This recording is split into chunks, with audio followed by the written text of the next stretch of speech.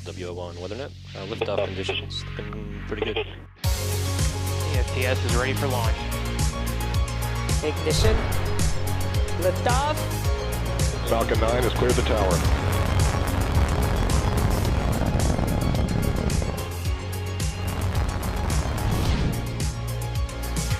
Ten, 9, 8. Side booster ignition. 6, 5, 4, 3, 2, 1.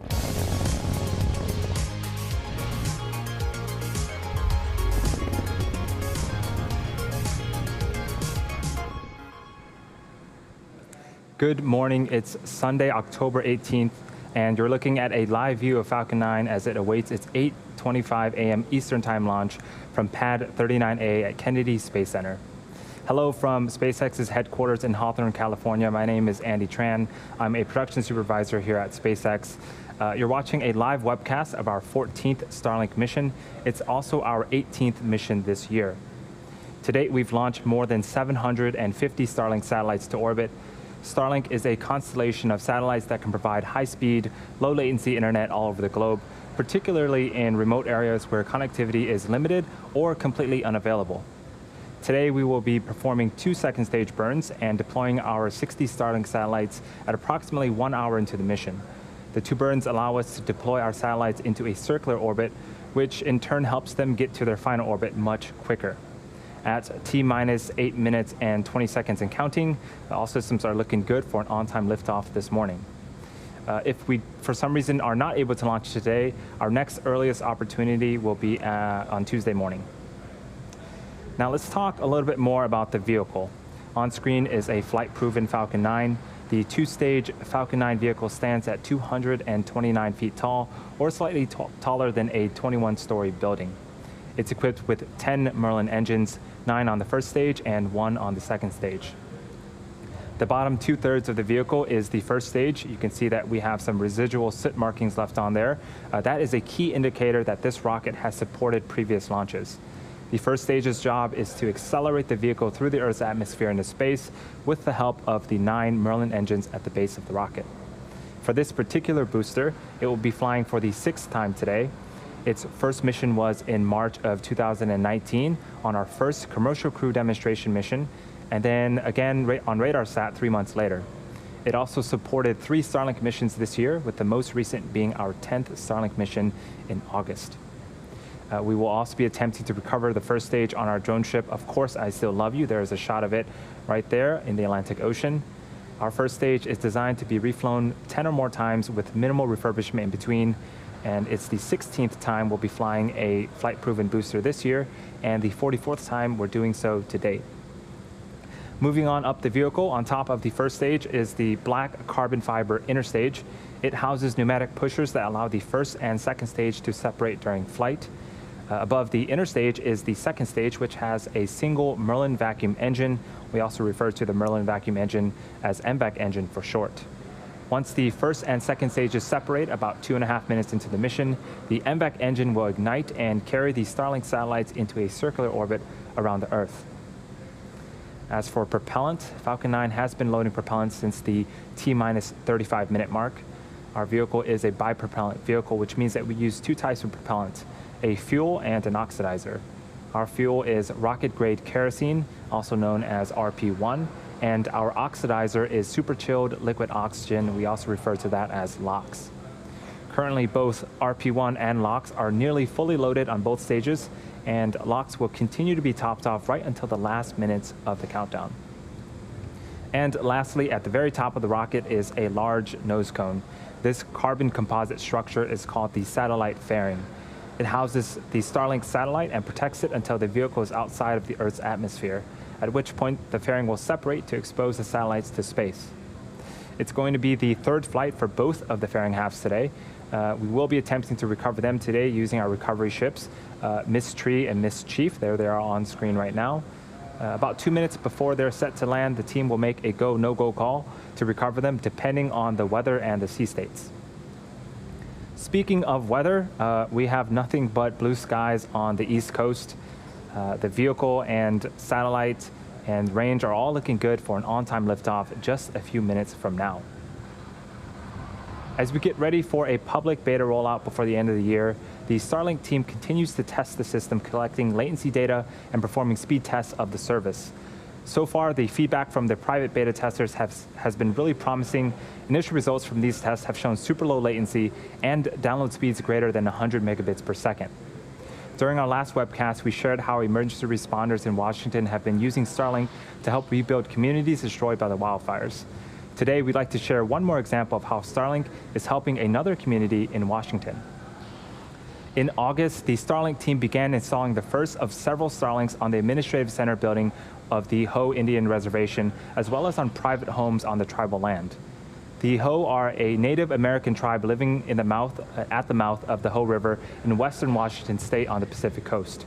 This remote location had previously hindered access to high-speed broadband, but after the Starlinks were installed, the tribe went from practically no connectivity to high-speed internet overnight. Starlink has now enabled their community to access online healthcare, share their small business products online, and also participate in online schooling. They can also now stream their favorite shows and movies, which is always a plus. The response to Starlink has been overwhelmingly positive, so much so that the community is accelerating efforts to enable an additional 30-plus households with connectivity. We're super excited and definitely looking forward to more partnerships like this in the near future. If you're interested and would like to receive updates on Starlink news and service availability, please visit starlink.com. We're just over 3 minutes from liftoff, and Falcon 9 is now moving into the final stages of the countdown. Just a few seconds ago, the transporter director began to retract away from Falcon 9, and the first and second stages are both nearly fully loaded with 1 million pounds of kerosene fuel and liquid oxygen. We've also begun first stage engine chill. This is where we allow a small amount of super chilled liquid oxygen to flow into the Merlin engines to avoid any shocks to the system. At around the T-minus 2-minute mark, LOX should finish loading on the second stage, which will be the last of our propellant loading. And around the T-minus 60-second mark, Falcon 9 is in startup. This means that the rocket's autonomous internal flight computers have taken over the launch countdown. The Starlink payload continues to be healthy. The Falcon 9 team is tracking no issues on the rocket. Weather is also looking great, and the range is green for launch.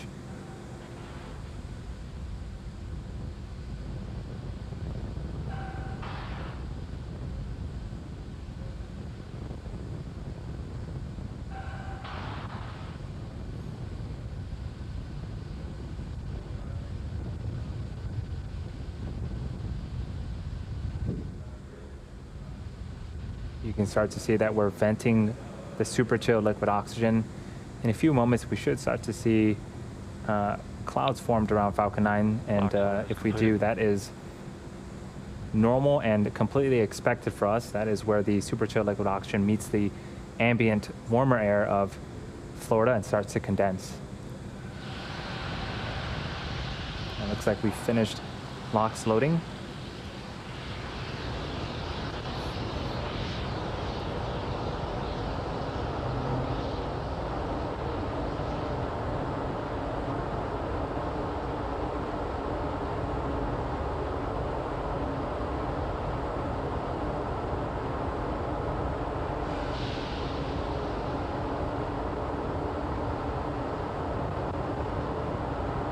At this stage, the Falcon 9 internal flight computers have now taken over the launch countdown. The first and second stage are also beginning to pressurize for launch. LD, go for launch. And there's the launch director giving the final go for launch at T-minus 30 seconds and counting. All systems are go for launch. Let's listen in to terminal count and watch as Falcon 9 takes our 60 Starlink satellites into orbit.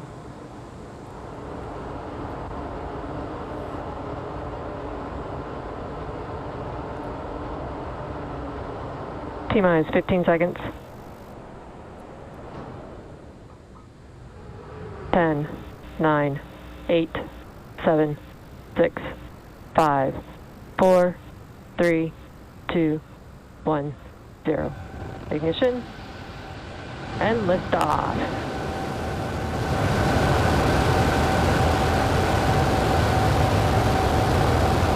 Vehicles pitching downrange.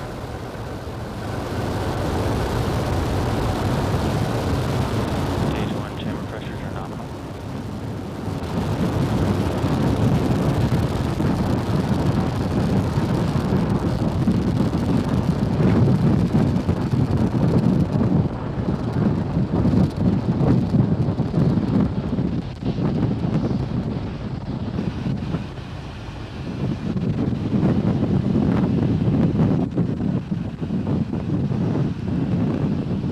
Falcon 9 has successfully lifted off from Pad 39A at Kennedy Space Center, carrying our Starlink payload to its targeted drop-off orbit. Moments ago, we've begun to throttle down our engines on the first stage in preparation for Max Q. Max Q is where the vehicle will experience the highest amount of aerodynamic pressure.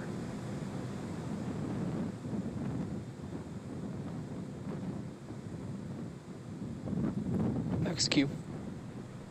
And we've just passed Max Q. In a couple of minutes, we'll have 3 events happening back to back. First is main engine cutoff, also known as MECO. This is where all 9 Merlin engines on the first stage will shut down to slow the vehicle down in preparation for stage separation. Stage separation is where the first and second stage will separate from one another, with the first stage making its way back towards Earth for landing, while the second stage continues its journey with the third event, which is Second Engine Start 1, also known as SES-1. This is where the single engine on the second stage, our Merlin vacuum engine, lights up and will continue to propel the second stage along with the Starlink satellites to orbit.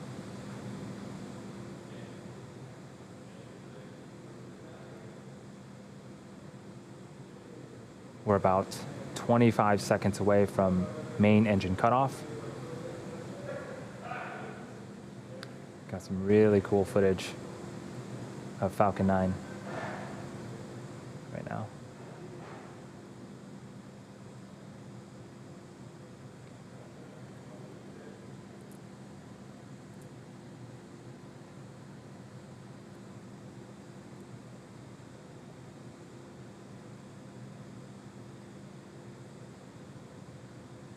Stage separation confirmed.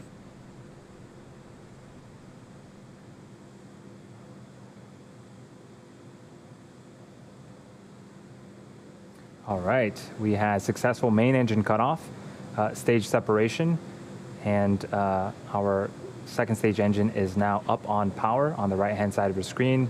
Again, on the left-hand side of the screen is our first stage. It's going to make its way back to Earth to attempt landing for the 6th time on our drone ship in the Atlantic Ocean. Next event coming up is fairing deploy. It should happen just a few seconds from now.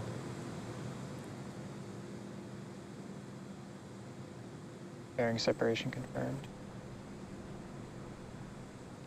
And off goes those fairing halves, and now exposing the 60 Starlink satellites to space. As a reminder, we will be attempting to recover the fairing halves today using our recovery ships Miss Tree and Miss Chief. We'll make the call about 2 minutes before they land, depending on the weather and the sea states.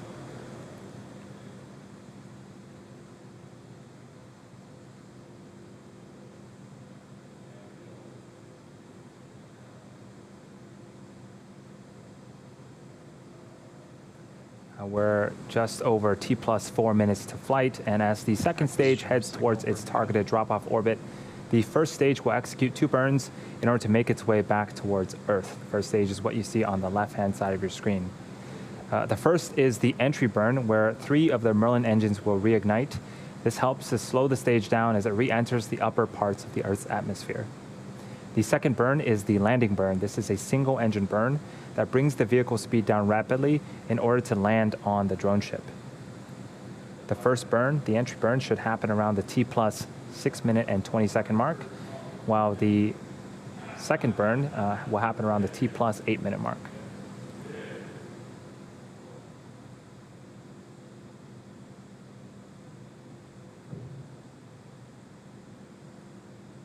You can also see that our hypersonic grid fins have deployed on the first stage. Those are the honeycomb-like structures that you see on screen. Vehicles on a nominal trajectory. They help to guide and steer the first stage back during descent.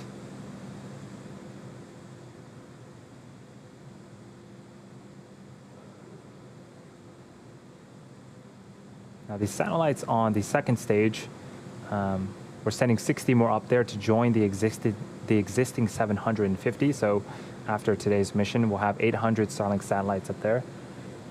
The satellites will stay powered down until after stage separation, until after they separate from the second stage.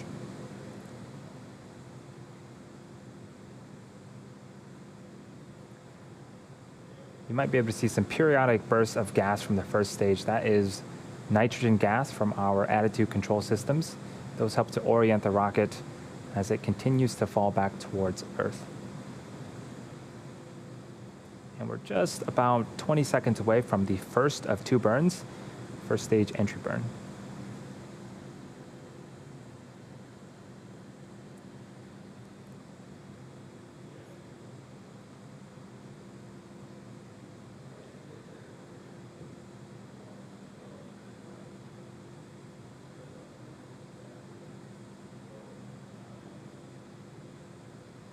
Stage 1 entry burn startup. Stage 1 FTS is saved. 3 Merlin engines have relit and are now slowing the first stage down before they hit the upper parts of the Earth's atmosphere. I have a few more seconds left on this burn. Stage 1 entry burn shutdown. All right, the second burn will be happening about 90 seconds from now.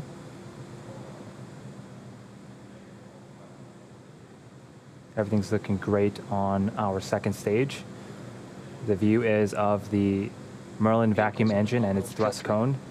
That engine can produce over 220,000 pounds of thrust in a vacuum.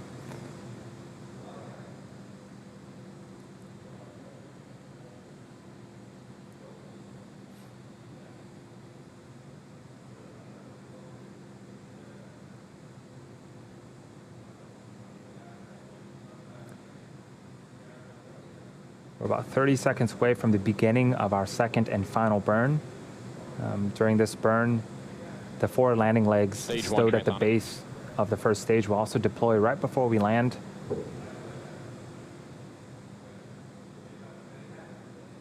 This final burn should last about 22 seconds. Let's see if we can land this first stage for the 6th time.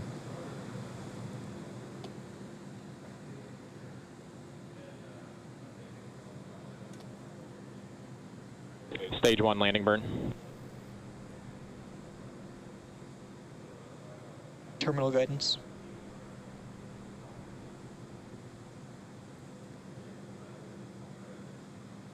There's a view of our Stage drone 1 ship. landing leg deploy.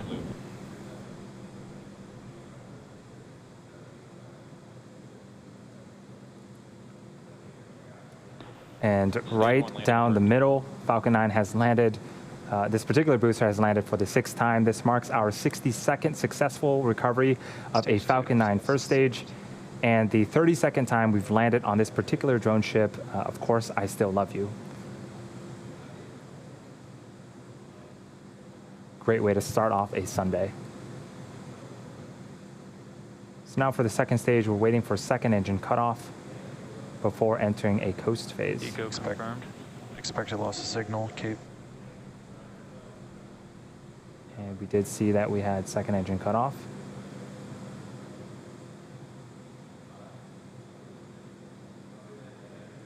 Waiting for callouts of a good orbit. Insertion. And we did get call out for a nominal insertion. Now the second stage is going to coast in this orbit for approximately the next 30 minutes. We're going to take a short break, but leave you with an animation that shows you where we're at in the coast phase. We'll see you back here at the T plus 43-minute mark for the relight of our second stage.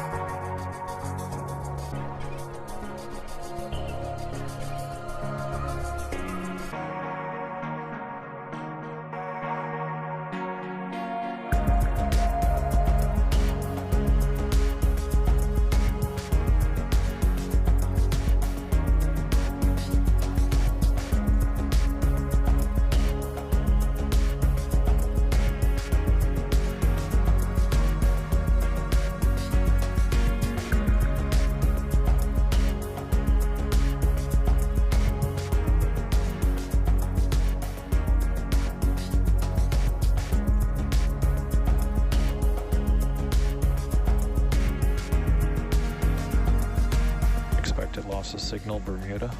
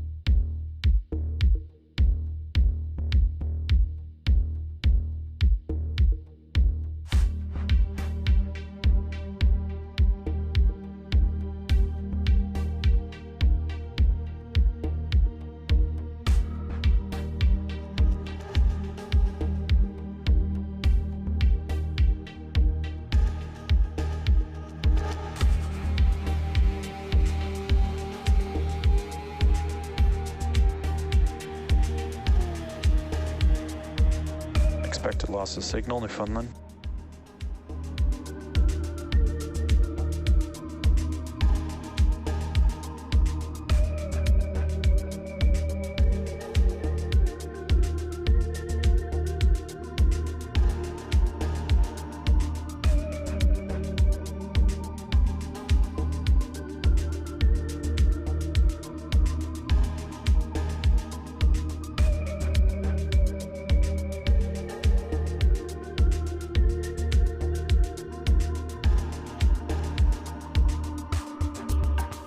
acquisition of signal, Goonhilly.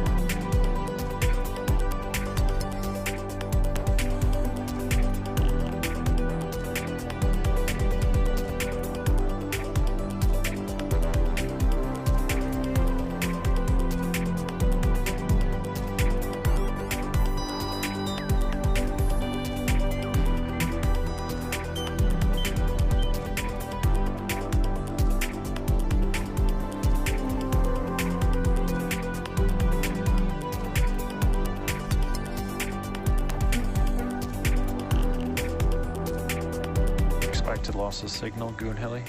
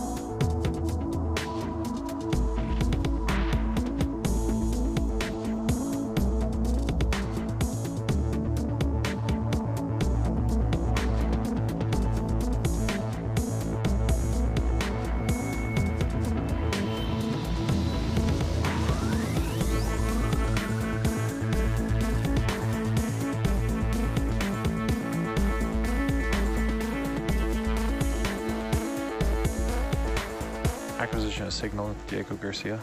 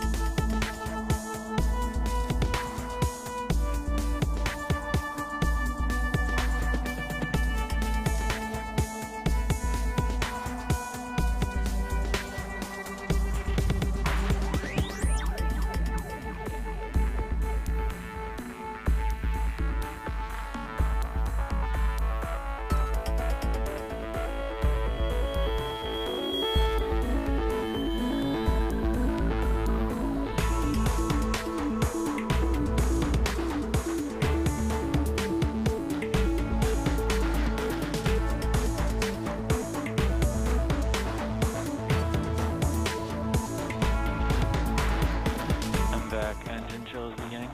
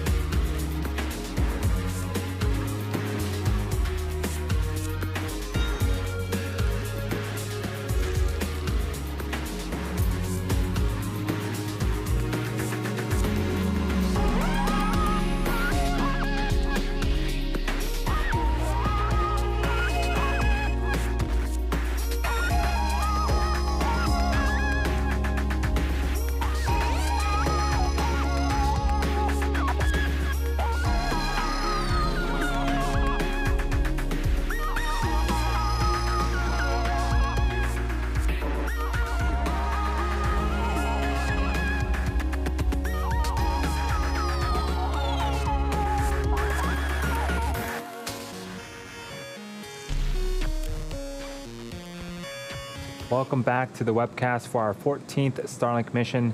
If you're just joining us, we had successful liftoff of Falcon 9 from Pad 39A at Kennedy Space Center. We were able to recover our first stage on our drone ship in the Atlantic Ocean and successfully enter our first coast phase.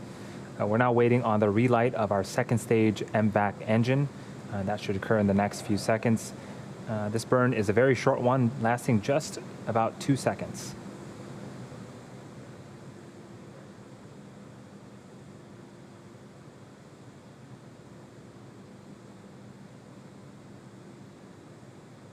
Shortly after the burn, we'll wait for confirmation of a good orbit.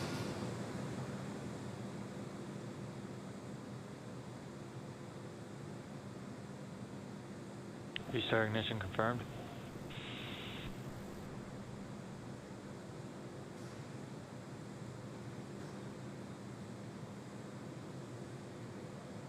You just saw on screen, we did restart that Merlin engine.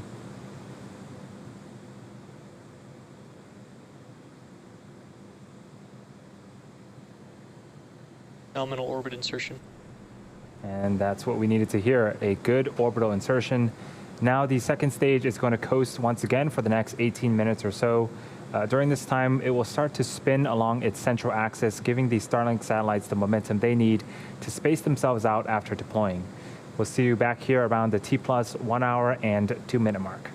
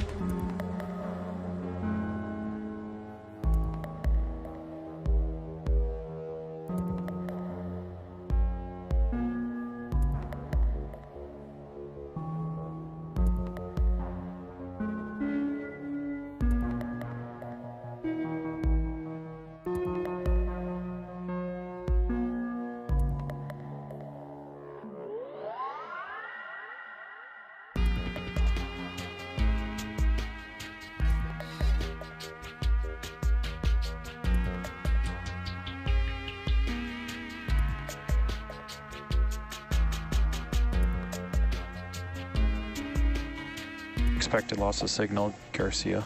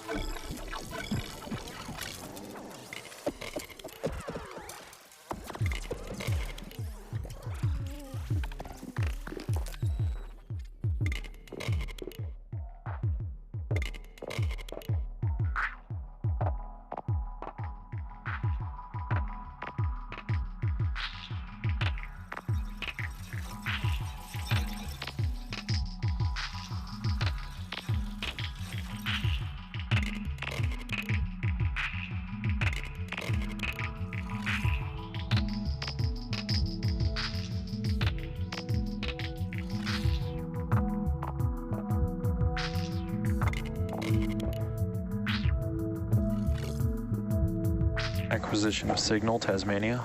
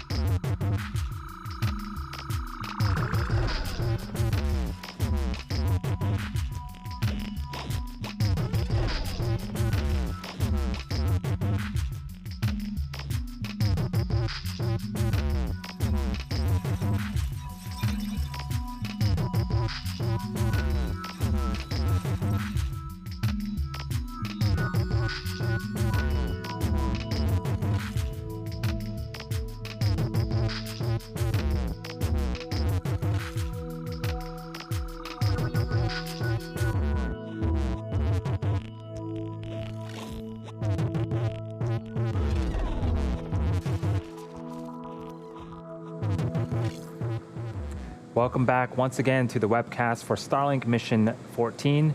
We're just past the T+ 1 hour mark and coming up on the deployment of our 60 Starlink satellites.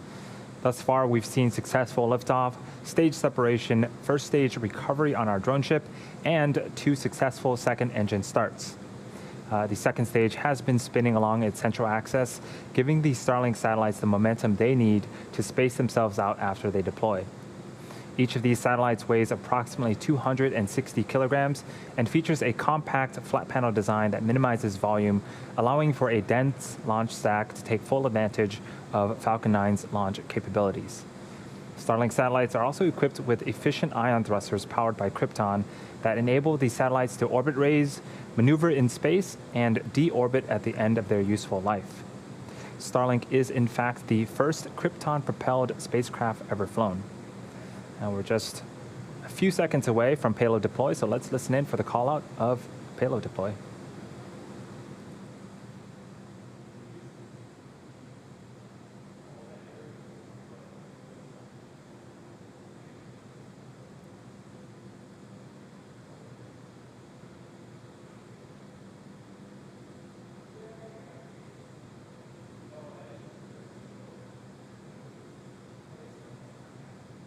Starlink deploy confirmed. And now you can see on screen these satellites are slowly separating from the second stage.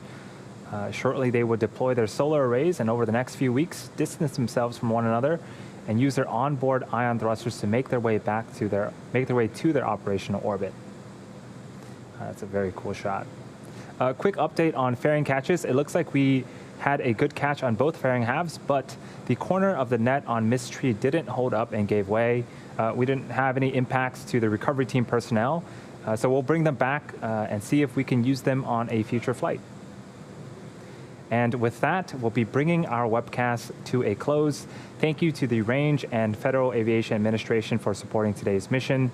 Again, if you are interested in getting future news about our Starlink service, head on over to starlink.com and sign up for updates. Thanks for tuning in, and have a great rest of the Sunday, everyone.